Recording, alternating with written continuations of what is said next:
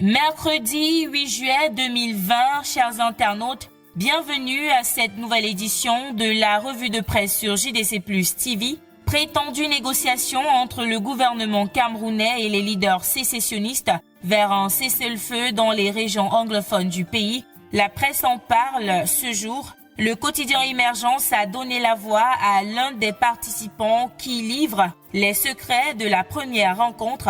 Il donne des précisions sur ce qui a facilité la rencontre entre les deux camps, ainsi que ce qui s'est dit pendant les discussions en page 5. Notons que lundi 6 juillet, le porte-parole du gouvernement camerounais, René Emmanuel Sadi, a indiqué dans un communiqué de presse que l'information sur des possibles négociations entre le gouvernement et les leaders ambazoniens relayées dans les réseaux sociaux ainsi que par la presse n'est pas fondée. Du côté du journal Repère, on parle de l'embarras du pouvoir dans les négociations avec les séparatistes. De quel embarras s'agit-il? Les réponses en page 5 de Repère, paru en kiosque ce jour. Et entre-temps, l'Action met en avant le nouvel appel du gouvernement aux sécessionnistes de cesser leurs exactions et adhérer à l'offre de paix des pouvoirs publics ouverts à toute solution. Loin des négociations avec les ambazoniens, parlons des conditions des détenus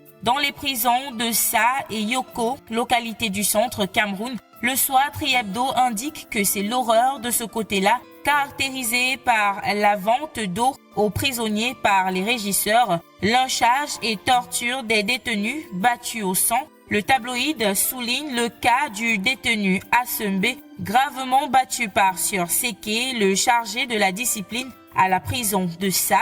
Extorsion des fonds aux détenus pour leur octroyer des permissions à raison de 500 francs par jour, soit 15 000 francs par mois. Parlons à présent orientation budgétaire dans un contexte plombé par le coronavirus. Cameroun Tribune indique que le débat est ouvert au Parlement. Face aux députés, le ministre des Finances, Louis-Paul Motazeux, a présenté les grandes lignes de la programmation économique et budgétaire qui prévoit, entre autres, la poursuite du plan de riposte contre le coronavirus, la mise en œuvre du plan présidentiel de reconstruction du Nord-Ouest et du Sud-Ouest, l'achèvement des chantiers du CHAN 2021 et de la CAN 2022, entre autres, présenté dans un document soumis à la discussion préalable à l'élaboration des projets de loi de finances. Plus de précisions en pages 4 à 5 de Cameroun Tribune, paru en kiosque ce mercredi 8 juillet 2020.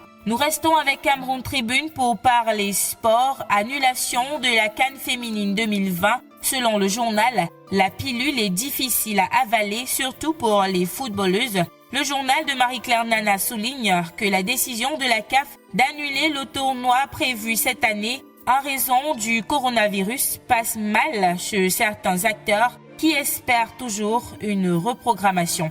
Information reprise par le quotidien Le Jour qui indique que les femmes sont en colère. Le journal cite entre autres l'attaquante Adjaran Chout, Yvonne Loco, Victorine Formoum. Retrouvez leur réaction en page 11 du quotidien Le Jour, édition de ce mercredi 8 juillet 2020. Et voilà qui vient mettre un terme à cette édition de la revue de presse sur JDC Plus TV. Merci d'avoir regardé. À demain.